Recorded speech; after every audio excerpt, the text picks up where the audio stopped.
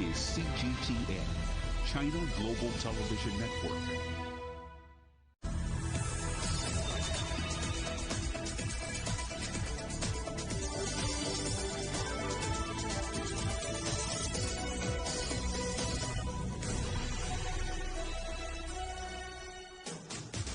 Live from London, this is Global Business.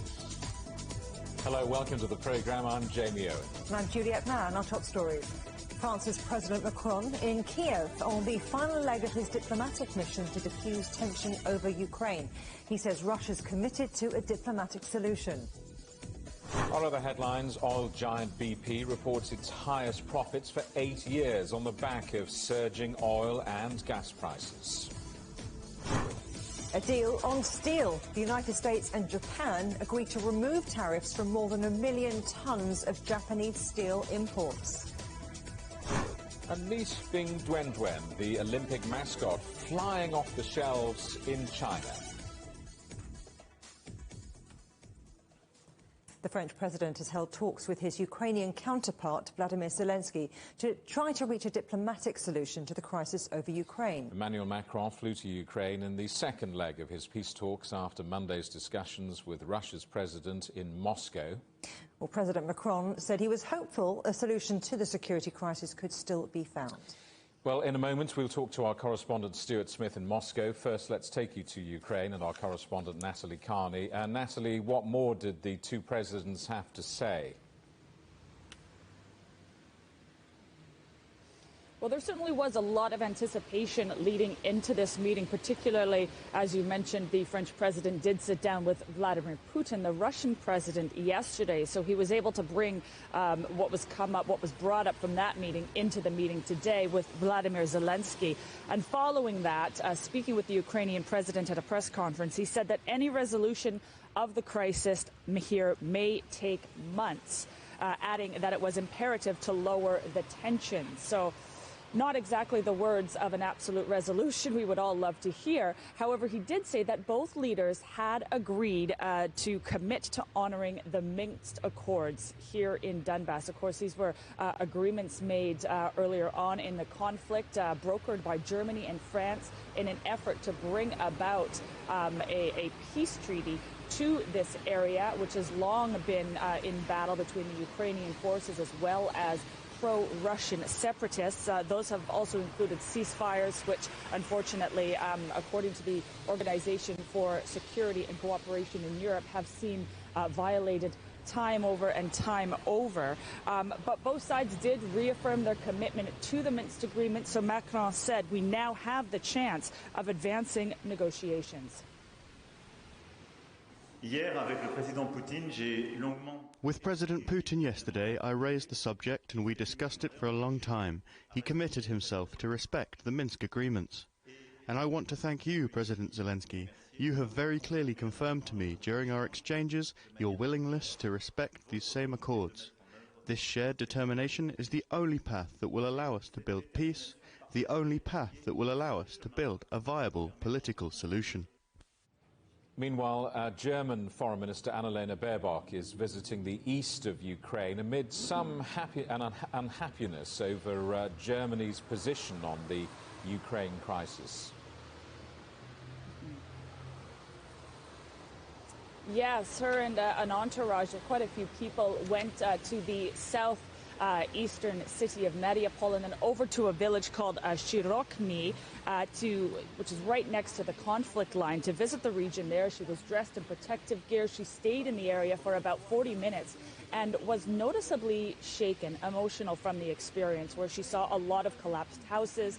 She saw children's toys on the ground. She saw the results of years of fighting. And she said once a holiday resort, this place is now testimony to the fact that we have war in the middle of Europe. And as you said, this does come at a time when Ukrainian forces in particular have been very frustrated with Germany for not selling them or even shipping them weapons and stopping other countries from doing the same. When Annalena Baerbock was in the Ukrainian capital Kyiv yesterday, meeting with her Ukrainian counterpart, Dmytro Kuleba, she did say that Berlin is ready and willing to pay the highest economic price with sanctions against Russia should Russia invade this country. As well, that also follows suit with what the German Chancellor Olaf Scholz had previously said, saying that while there's no weapons involved in our work with the Ukrainian crisis, we are the biggest financial supporter to Ukraine, giving the country upwards of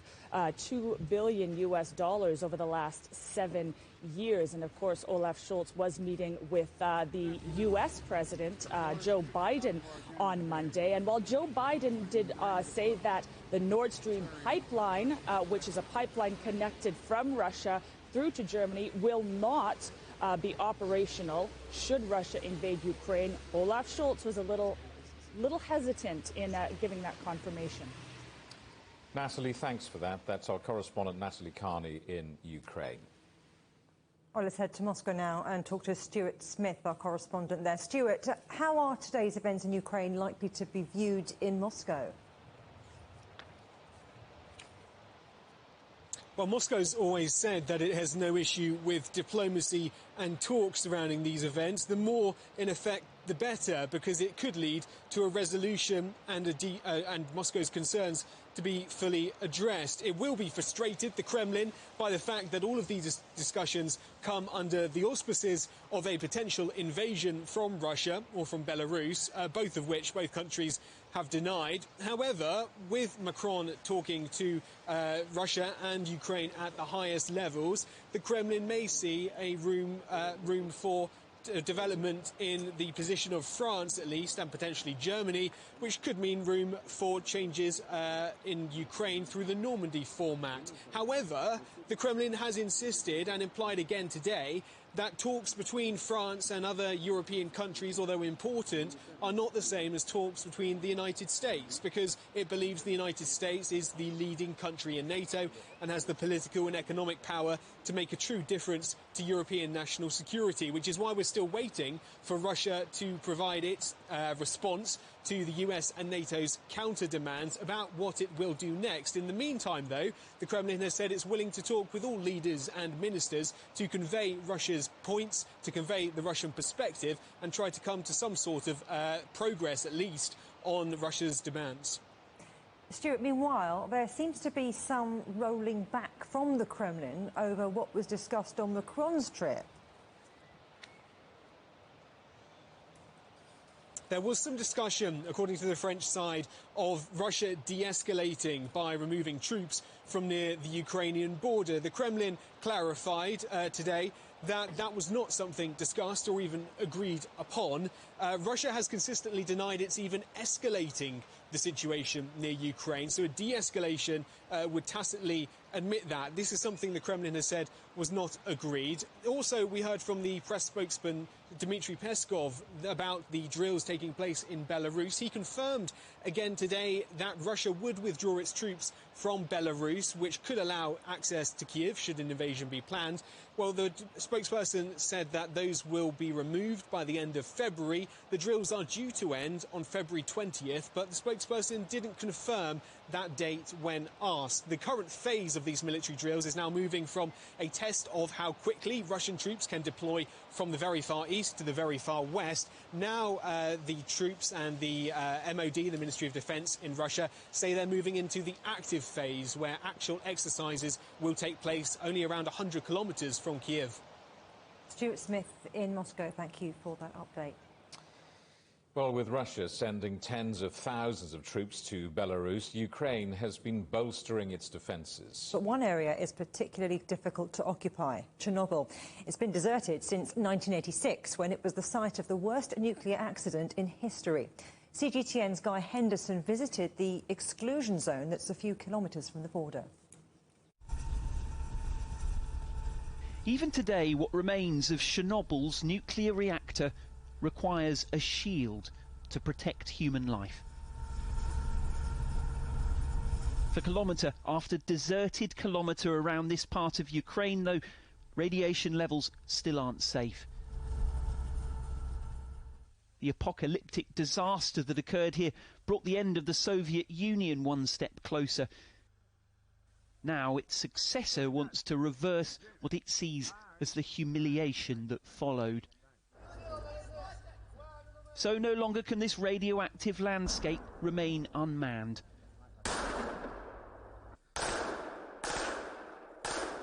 These are Ukrainian special forces conducting a live fire exercise, accompanied by National Guard officers who in the last few weeks have started to patrol here, carrying radiation monitors as they do.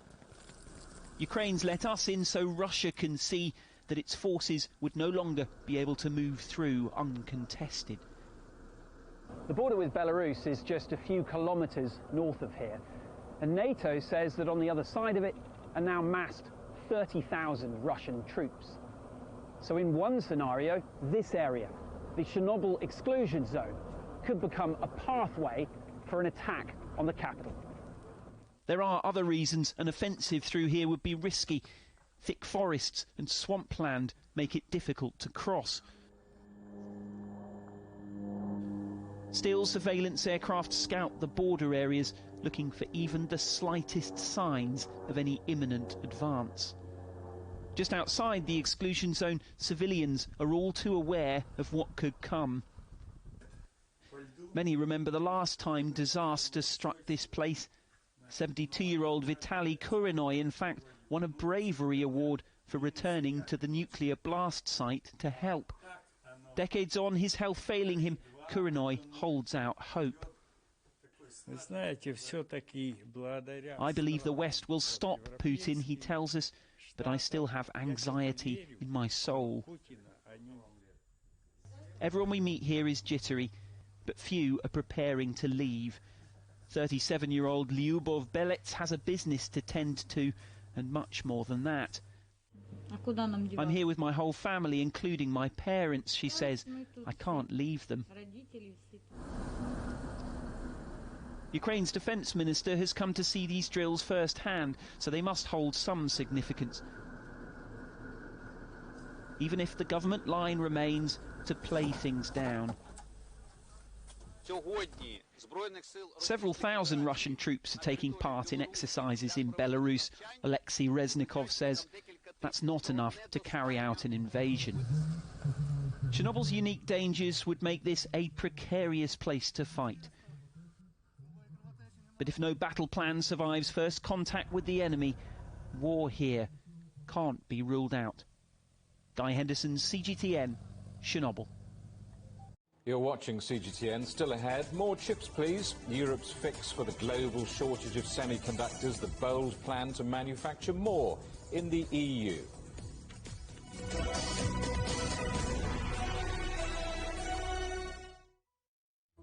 Search CGTN Europe wherever you get your podcasts to subscribe to the Agenda podcast. The Agenda with me, Stephen Cole, always gets to the heart of the story.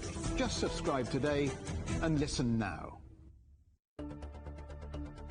Events have consequences. Words create impact. One more offensive in a long line of battles that's been ongoing for more...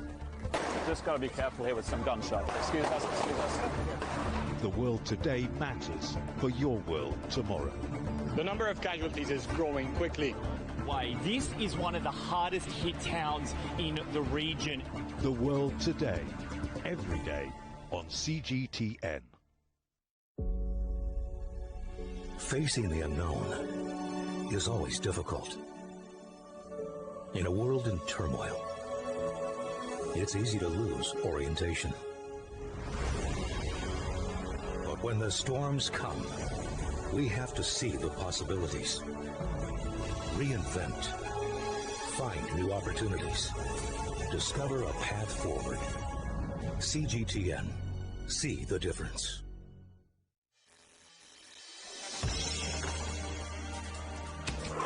The world has changed under the pressure of the pandemic. For many of us, life is returning to some kind of normal.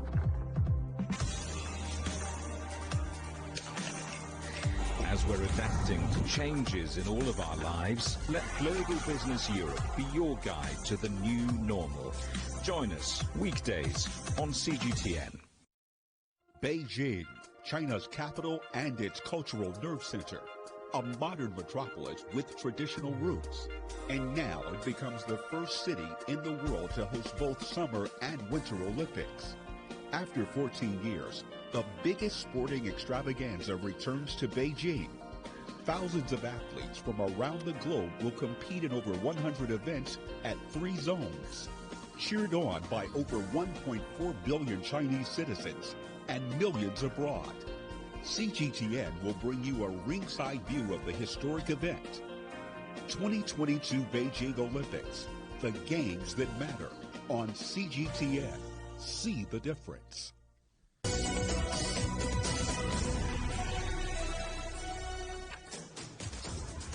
Hello, welcome back to Global Business Europe. Quick reminder, CGTN is available to watch for free on all of the major digital platforms, on Smart TV, online at Roku, Apple TV, Amazon Fire and Android TV, YouTube, Dailymotion, CGTN.com and the CGTN app, and in the UK on Freeview. BP's profits have surged to their highest level in 8 years. The oil and gas giant recorded an annual profit of $12.85 billion in 2021, following a loss in 2020. The results were largely driven by soaring oil and gas prices as economies rebounded from the pandemic. BP says it's boosting its share buyback targets and accelerating plans to cut its emissions. Nitesh Shah is the head of commodity research at Wisdom Tree. Thanks for joining us, Nitesh. Good to see you. Now, look, all BP's profits are from oil and gas, which is fine while prices are high. What happens after their 2030 net zero target? It's a great question. As you rightly point out, its results that it just announced were bumper because of the big rebound in oil prices. Remember, in 2020, oil prices were hit a low of 20 on Brent, and now they're trading at close to 90. Now, this can't be it for BP. It has to work on this transition towards a net zero emissions, and that will probably mean that the size of its gas and oil assets are going to fall in favor of renewable types of assets. At the moment, BP is selling more of its old traditional energy types of units at a faster pace than is buying new types of energy units, including solar or wind and so forth. So it's almost shrinking its business in some ways, and it's also engaged in share buyback. So it's probably going to be a smaller company come when it has to meet its net zero targets. But there is a big challenge there. I think BP are trying to accelerate the pace at which they are trying to be operationally, net zero. By the year 2030, they want to be 50%, have a 50% reduction in operational emissions, which compared to like a 35% target earlier on.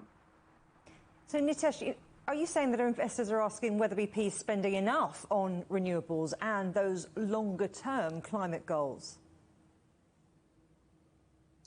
I think that is that'll be a legitimate question. It's making either a choice of becoming a smaller company by diversifying or disposing of its assets.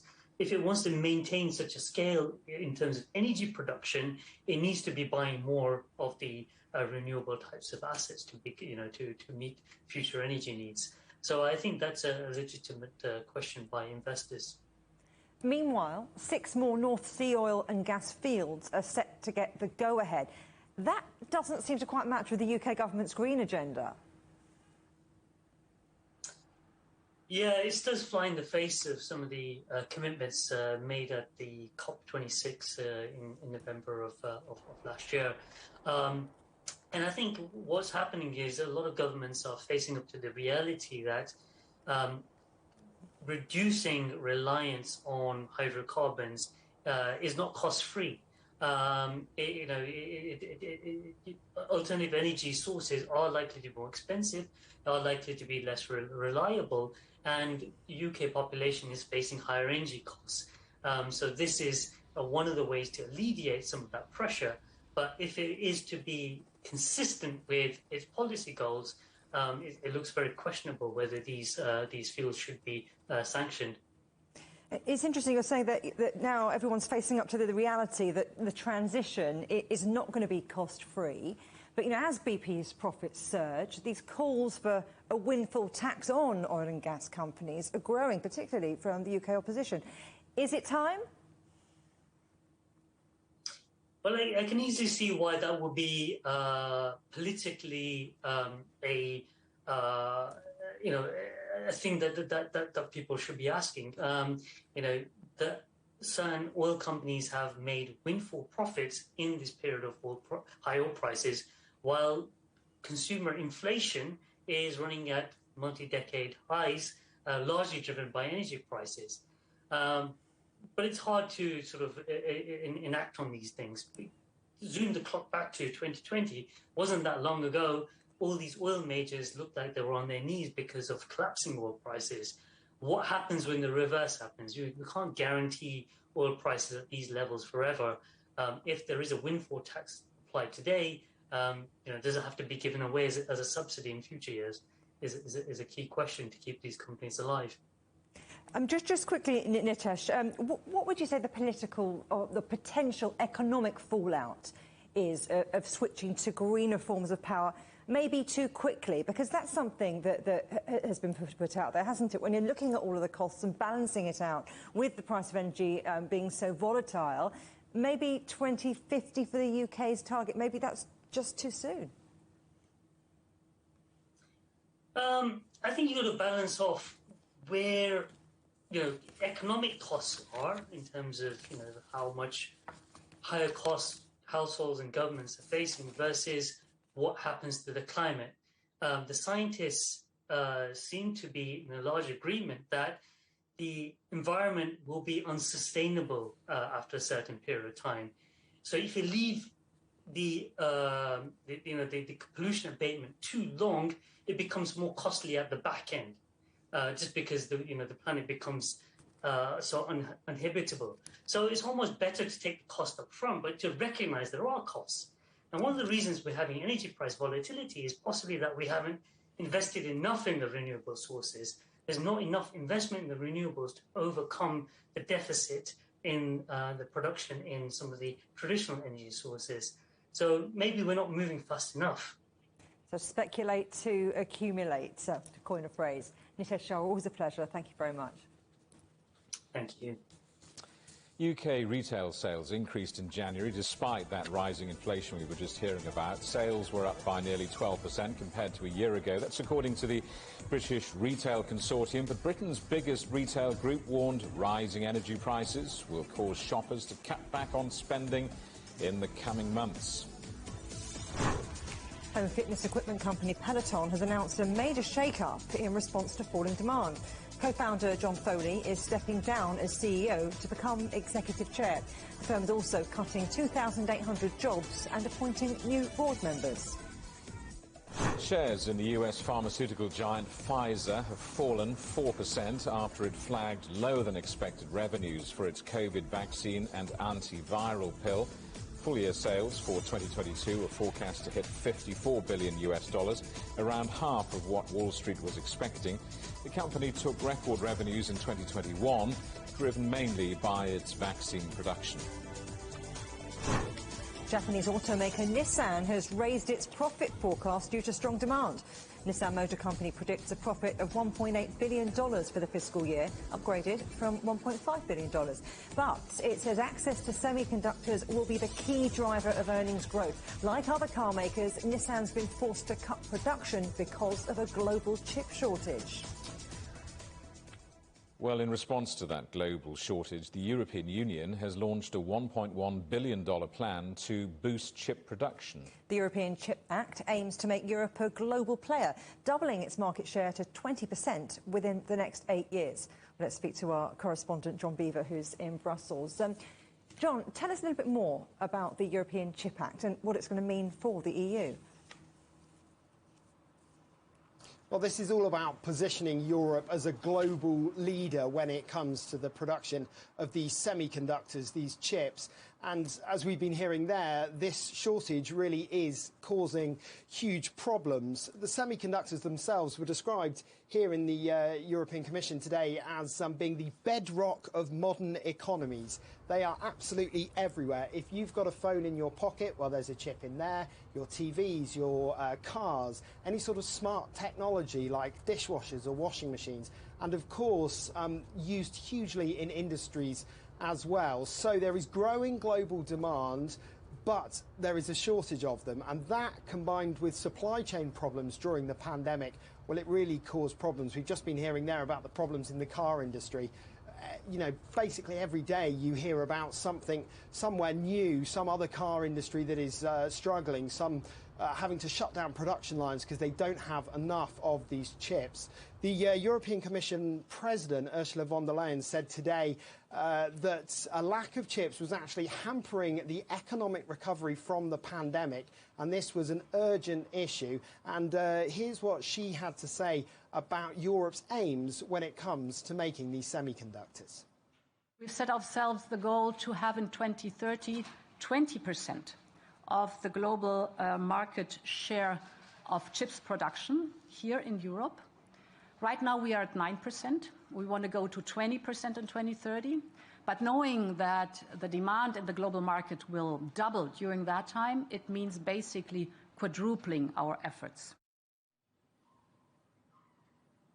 Well, bold promises, of course, cost billions of dollars, and there's a lot of money being promised, both public and private, in terms of funding all of this. A lot of that's going to be used for things like building factories. That requires huge outset with many years until you get a return on your investment. It's also going to go towards things like research, improving these chips. Of course, critics have already come out to highlight some issues, some saying there could be a subsidy race, others saying we might actually end up with too many of them, which certainly seems a long way from where we are at the moment. And of course, the green credentials being looked at. Some people say we need to be reusing and repurposing chips rather than just constantly trying to make new ones.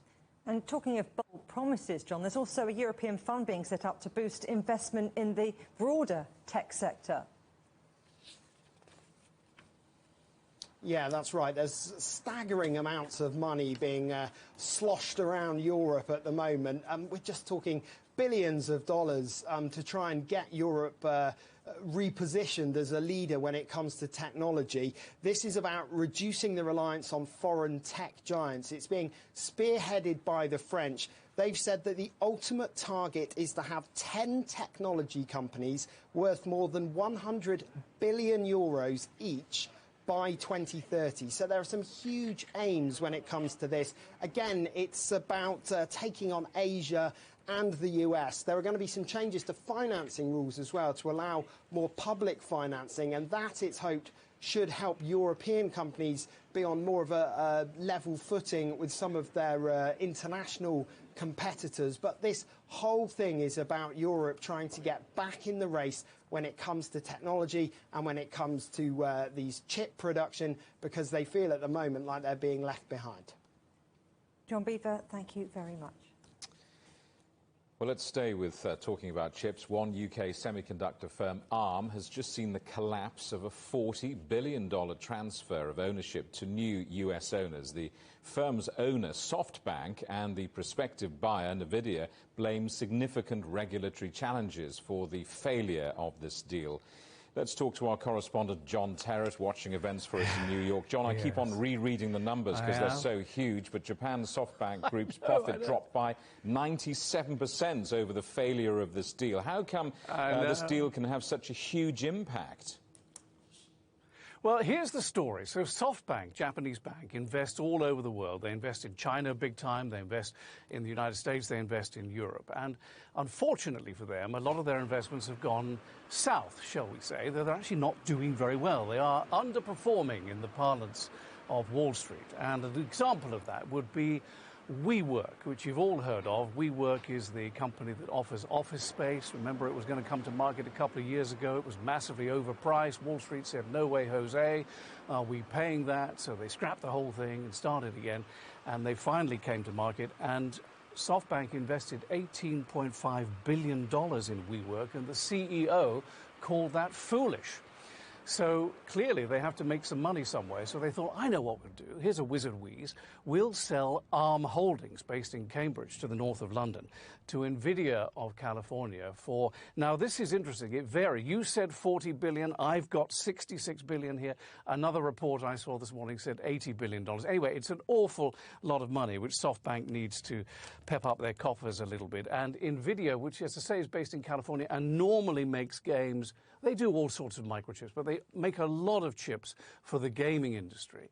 And they were going to buy ARM Holdings, and now it's all off. And my understanding is that NVIDIA has called it off, and the reason is multiple regulatory concerns. They're concerned in the European Union, they're concerned in the US, they're concerned in the UK, they're concerned about this takeover in China. I think the regulators in China haven't really even commented yet. They're still looking into the possibility of it, and now it is off. And the reason is that ARM Holdings is known as the Switzerland of semiconductor making. Now, what this means is that during the Second World War, and even today, Switzerland was a neutral country. And people think of ARM Holdings as being a neutral microchip maker. In other words, if you have the money, they'll give you a chip. And as John Beaver was saying just there, chips come everywhere. These chips with everything these days, as you know. And their chips are in smartphones and goodness knows where else. There are security issues. And that's the problem that this merger has now run into. So ARM now faces an uncertain initial public offering, uncertain because of the very uncertain markets that it will come into. And one sidebar issue, the CEO, who's called Simon Sagars, has either resigned or walked or was pushed out. No one quite knows. Anyway, he's gone. He's replaced by a new CEO called Rennie Haas, who's the president of the intellectual property division of ARM, and also, ironically, a former vice president of NVIDIA. NVIDIA shares are up, SoftBank down here in New York. John, let's talk about this deal on steel. The US has agreed to remove tariffs from loads of Japanese steel imports. How much of that is about supply chain needs and how much is motivated by geopolitics? Well, you know, I think everything is geopolitics these days, don't you? I mean, I really do. I can't think of a major political decision that's been taken on the trade front that doesn't have global geopolitical ramifications one way or another.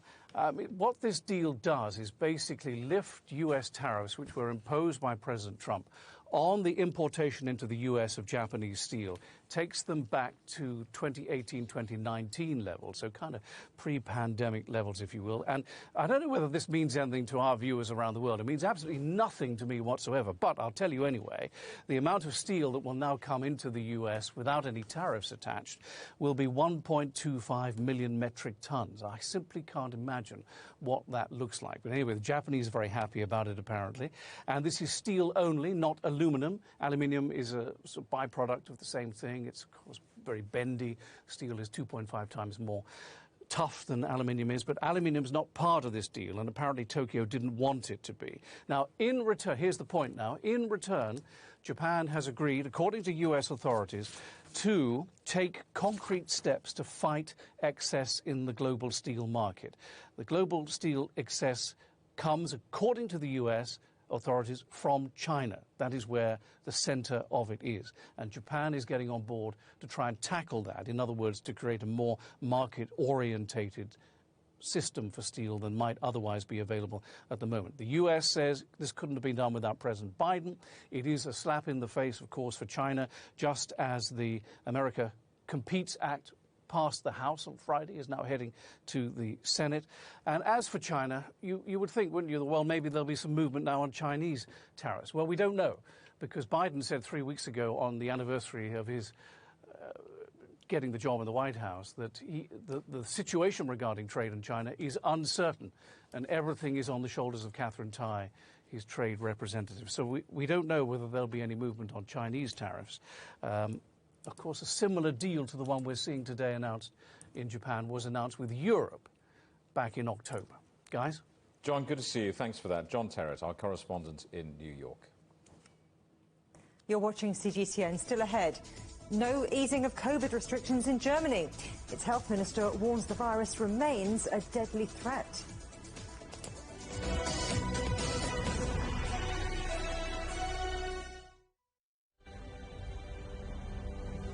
It is now important that all of us in Europe act very swiftly. Fines for the non-vaccinated will most likely be between $1,000 and $4,000. The new Omicron variant circulating in southern Africa.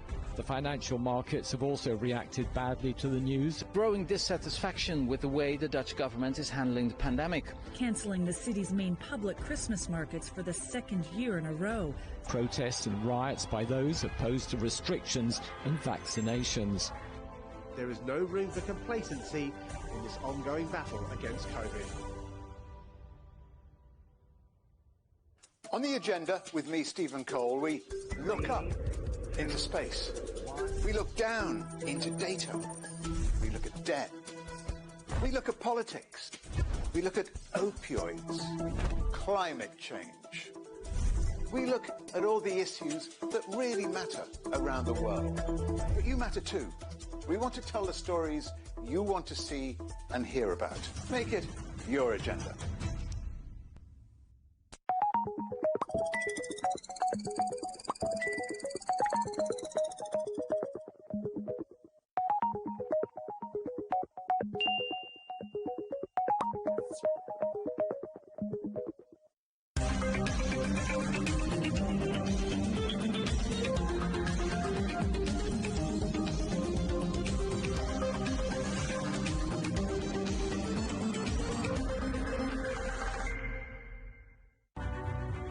The agreement is signed.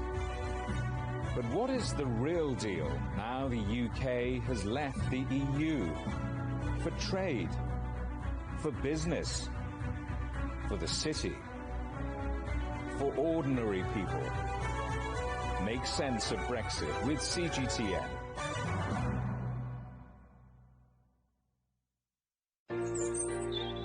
Ever wondered what's the difference between a bear and a bull market? Where are the cash cows? And who are the lame ducks?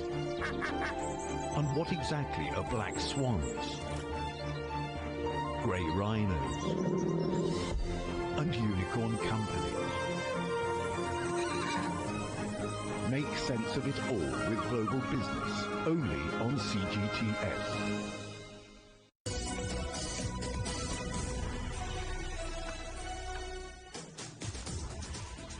Welcome back to Global Business Europe with Jamie Owen and me, Juliet Mann. Our top stories. France's President Macron on a diplomatic mission to defuse tension over Ukraine. He claims Russia's committed to a diplomatic solution. Our other headlines, oil giant BP reports its highest profits for 8 years on the back of surging oil and gas prices. A deal on steel. The United States and Japan agree to remove tariffs from more than 1 million tonnes of Japanese steel imports. Britain's Prime Minister Boris Johnson has been reshuffling his cabinet to refresh his top team of ministers after weeks of criticism about his government. The Prime Minister has refused to apologise following a row about the leader of the opposition confronted by an angry mob. Labour leader Keir Starmer was jostled by protesters who accused him of protecting paedophiles. Boris Johnson falsely claimed in the House of Commons that Starmer had failed to prosecute an infamous child sex abuser when he was Director of Public Prosecutions. Well, let's talk now to our correspondent, Naweed Jabarkal, in London.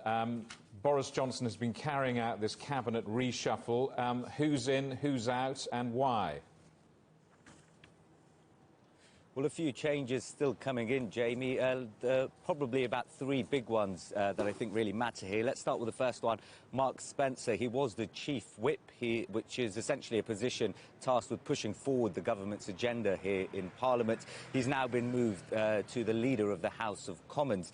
The man he's replacing, Jacob Rees-Mogg, he's perhaps more well known for viewers internationally. He was a key backer of Brexit. He's got a new title. He's going to be the Minister for Brexit Opportunities and Government Efficiency. So expect more of a push you'd expect from Boris Johnson back to that key message that won him that historic majority in 2019 at the general election, saying he'd get Brexit done and trying to level up the north northern part of the country. And then the third one is Chris Heaton-Harris. He becomes the chief whip now, a less well-known name, but certainly popular with backbenchers in the Conservative Party. And I think the issue of the chief whip really is important here, because Mark Spencer, already his appointment and his move to leader of the House of Commons, a position expected to be responsible for standards of behaviour when it comes to lawmakers in the House. A lot of people are saying perhaps that isn't the right move, given that he's currently being investigated because of alleged Islamophobia against another member of the Conservative Party, an MP called Nus Ghani. In addition to that, just a few weeks ago, a senior Tory MP, another one of his colleagues, said that there were allegations of harassment and bullying taking place, with threats of funding to be cut to some MPs if they didn't fall in line and follow the government, Boris Johnson's stance on certain issues. So what Boris Johnson is trying to do here, I think, is draw a line, if you will, under those sorts of concerns around the chief whip and the tactics perhaps being used by Mr Harper and others. But it also does show some reward for those people who've backed him so far in recent weeks. Really tumultuous weeks and months for Boris Johnson, the likes of Jacob Rees-Mogg and Harper really backing him, and now this is some reward, it would seem. Even if it's a demotion for Jacob Rees-Mogg, it means he gets a full position in cabinet, which means he might have a bigger say in how Boris Johnson decides to govern moving forward. Naweed, the Prime Minister has condemned the harassment of the opposition leader, Labour's Keir Starmer. Tell us more about this. Yeah, I mean, hopefully we can show viewers some pictures. This really has sent shockwaves around Westminster and caused a lot of worry for lawmakers. It was only last year that one of their colleagues in the House, David Amos, was killed in his own constituency while meeting local people. And that really raised the issue of security of politicians. What happened to Mr Starmer last night while he was leaving Parliament? He was mobbed by what we understand to be a nearby anti-COVID vaccine demonstration. Some of those protesters hurling a claim around Jimmy Savile, the name used by the Prime Minister a couple of weeks ago in Parliament. He stood up inside Parliament and said that Keir Starmer may have been responsible for not prosecuting Jimmy Savile, who died in 2011, was a famous TV presenter, but it emerged he was a notorious child abuser as well. Mr Johnson tried to retract from those statements a few days later and said it wasn't necessarily Keir Starmer he was saying was responsible, but the organisation that he headed, as Director of Public Prosecutions in England and Wales. But he has faced a lot of criticism, not just from the opposition, but also his own party members, some of his colleagues saying that this wasn't the right thing to do, that the claim was false, to say that it was individually Keir Starmer's fault, and they've asked him to apologise. He hasn't done that, but what we've seen last night is those scenes here in Parliament, Mr Starmer escorted away by police, and it's raised some concerns among lots of lawmakers here as well. In terms of what the government's response has been, they say that it's not unreasonable to point the finger at the Director of Public Prosecutions for not going ahead with that case, so sticking to this, not apologising Boris Johnson. But what it does do is it's also some Conservative MPs who he really needs to rely on support now, by the way, because they're the ones who can get him out of power, depending on what happens with the police investigation looking at these alleged parties and gatherings in Downing Street. A few of them today, again, have called for him to apologise, but some other ministers and some of his supporters saying that this wasn't unreasonable and that the Prime Minister is right in his criticism. What it does do is risk further divisions in the Conservative Party at a time when Boris Johnson really, really does need all the support he can get. Naweed, thanks for that. Naweed Jabakal, our correspondent in Westminster.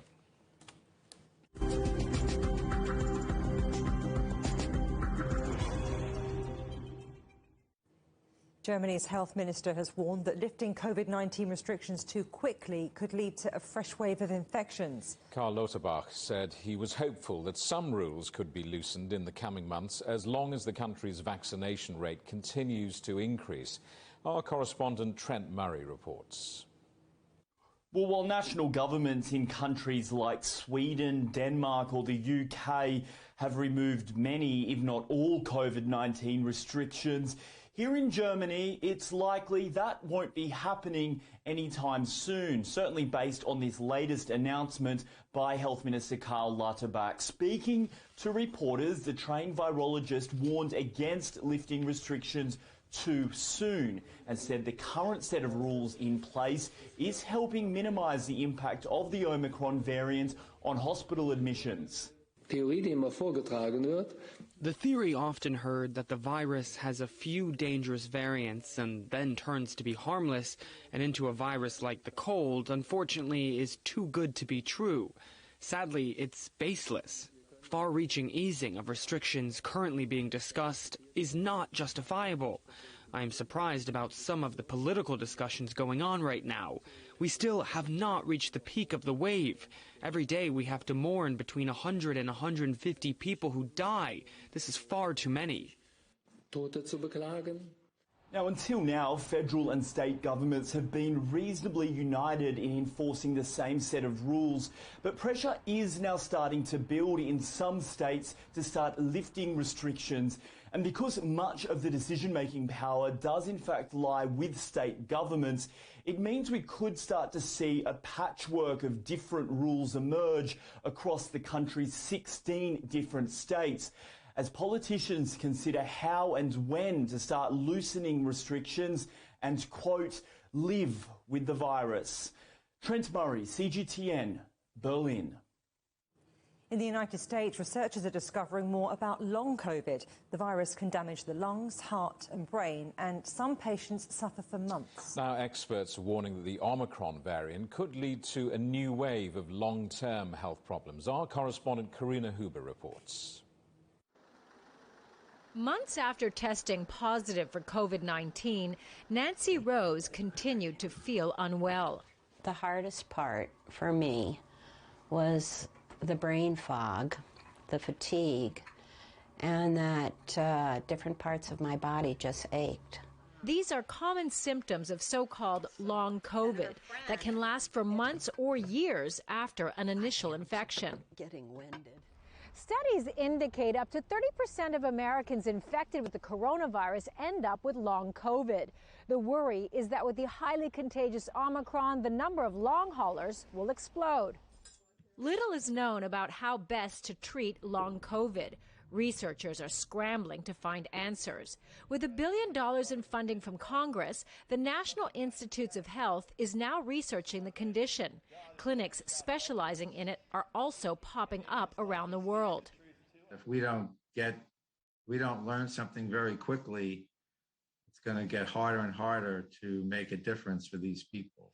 Many long haulers find it hard to work or take care of themselves. If I'm going to get anything done, I have to get it done in the morning. That's my best time.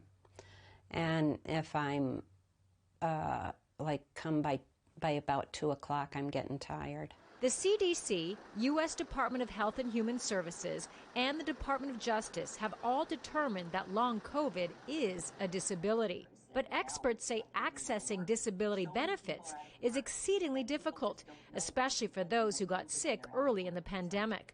They don't have an actual positive test because they got this disease before they had the test in the mainstream. So they may not be able to get disability benefits because there is no proof that they had it. Tannenbaum says getting a doctor's note acknowledging the condition can also be challenging. Long COVID may be mysterious now, but some experts say healthcare systems should prepare for what could be a wave of long haulers that could have a dramatic impact on economies around the world. Karina Huber, CGTN. Hundreds of people, trucks and camper vans have blocked New Zealand's capital in a protest against vaccine mandates. The Wellington demonstration was inspired by a similar freedom convoy in Canada. Unvaccinated people have been barred from many public places. Prime Minister Jacinda Ardern told Parliament the pandemic would not end with Omicron and that the country must prepare for future variants. Australia is seeing a decline of new COVID infections, giving hope that the country's worst outbreak may have peaked. The government has urged people to get booster jabs. Australia is set to reopen its border to vaccinated international travellers in 2 weeks. Meanwhile, Hong Kong has brought in tough new coronavirus measures as infections hit record levels. The new rules include a limit on public gatherings to just 2 people, while many venues and businesses will have to close. There have also been food shortages, with deliveries of vegetables held up at the border due to COVID testing for truck drivers. A Canadian court has granted an injunction to stop the honking of car and truck horns in Ottawa.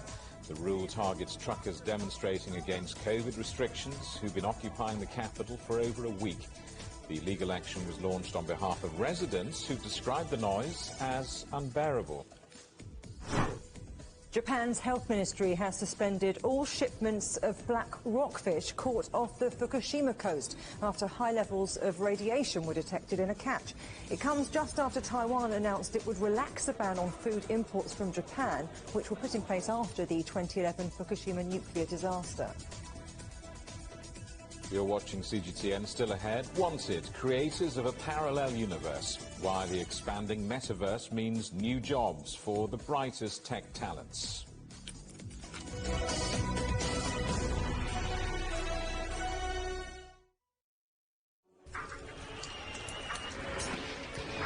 So this is it. I'm just about to be shot. Tents here. Bottles are being thrown as they do so. There are about 3 critical bridges here in Malawi. That's one of them. We're going to cross that bridge. As you can see behind me, police forces who are replying with gas. Gas just came in. Gas. So it's all begun now. Divisions leading the charge into West Mosul have brought us here. Just got to be careful here with some gunshots. This is where most of the fighting has been concentrated. Is the front line now after 9 days of fighting? We're about 2 to 3 kilometers from within the front clear line. view of this front line position. Mari, what would you say is a good question? Stephen, I'd say it's one where there's always more than one answer. The Answers Project is a new podcast series from CGTN Europe. With me, Stephen Cole. And me, Mari Beveridge. In each episode, we'll take a complex question. And with the help of some of the world's foremost experts, shine light on some of the answers. So join us for The Answers Project. Available wherever you get your podcasts.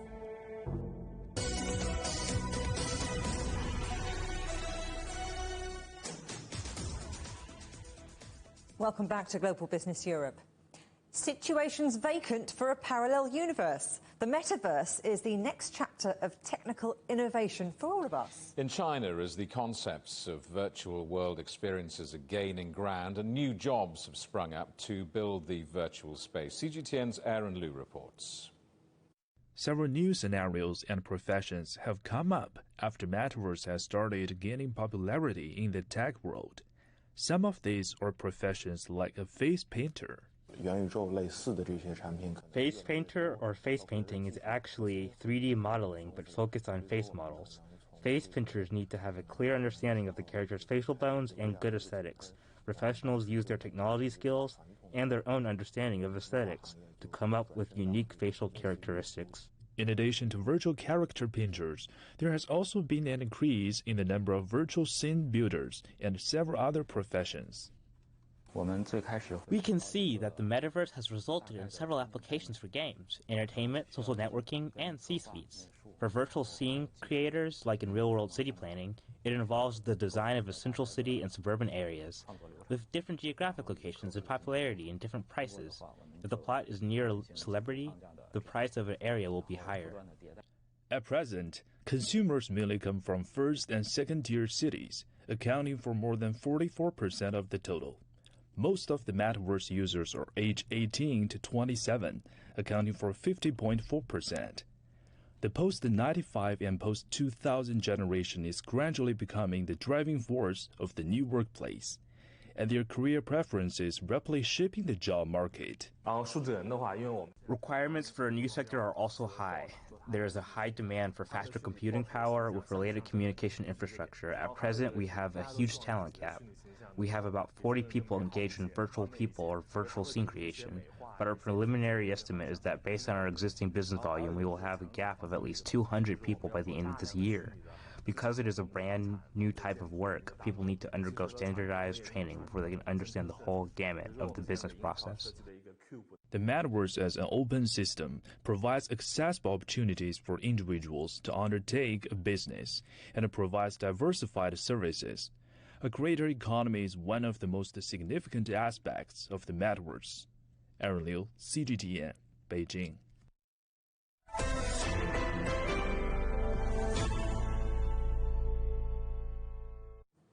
The Olympics' 20-year-old record for speed skating has been broken twice in Beijing, as Dutch speed skater Kjeld Nuis set a new 1,500-metre record, retaining his title and claiming the third Games gold of his career. Sweden now sits top of the medal table with 4 golds after Joanna Sundling won women's cross-country skiing. California-born Eileen Gu won gold for China in freestyle skiing. Beijing's Winter Olympics has given rise to a new social media star, not a world-class athlete, but a panda mascot dressed in an ice suit. Bing Duen Duen has become such a hit that the mascots are flying off the shelves as fast as they're delivered.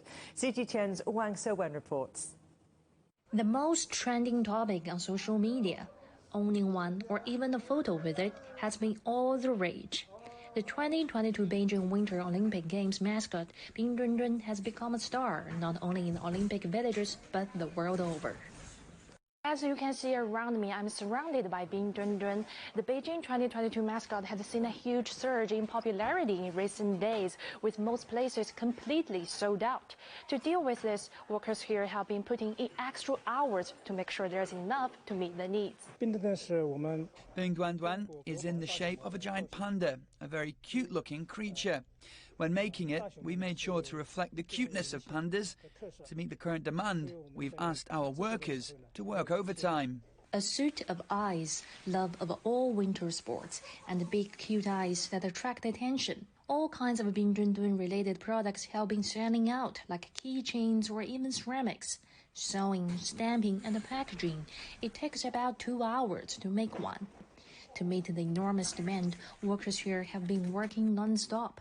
The factory says it will produce 2,000 items per day.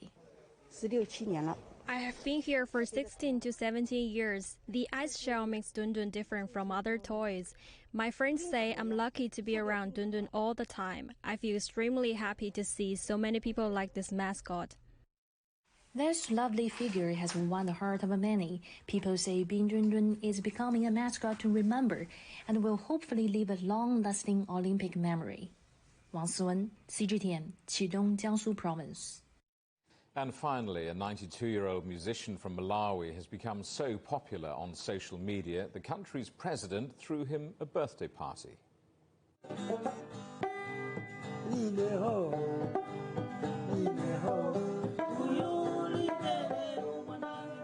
Despite not having a smartphone or even the electricity to charge one, Gildas Chalamanda's song Lini Hu, which he wrote for his daughter, has racked up over 80 million views on TikTok. And the message of the song?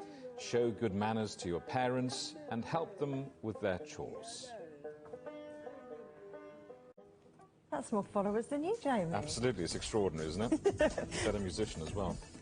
The headlines again. France's President Macron on a peace mission to diffuse tension over Ukraine. He claims Russia's committed to a diplomatic solution. Our other headlines, oil giant BP reports its highest profits for 8 years on the back of surging oil and gas prices. A deal on steel. The United States and Japan agreed to remove tariffs from more than 1 million tonnes of Japanese steel imports. And that's it for Global Business Europe. Thank you for watching. There's more on all of our stories at europe.cgtn.com, and do follow CGTN Europe on Twitter, Facebook and Instagram. We're on smart TV apps, Roku, Apple TV, Amazon Fire and Android TV, YouTube, Dailymotion, CGTN.com and the CGTN app, and in the UK on Freeview. Africa Live is coming up next on CGTN. We'll see you again tomorrow. Same time, same place. From all of the team here in London, goodbye. Goodbye.